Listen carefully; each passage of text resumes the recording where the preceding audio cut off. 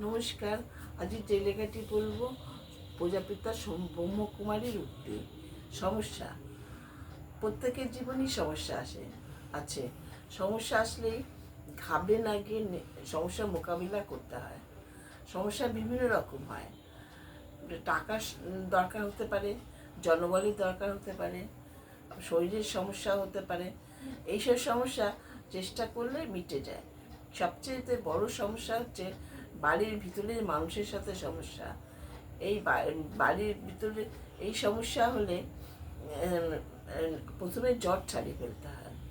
আর বাড়ির বাইরের লোকদের নিজেদের সমস্যা মেটানোর জন্য না ডাকাই উচিত। নিজেদের সমস্যা নিজেদেরই মেটানো উচিত। মহাভারতে এরকম সমস্যা হয়েছিল।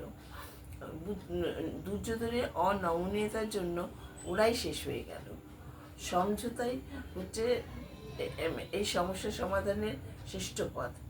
এটা শোনার চেয়েও দামি।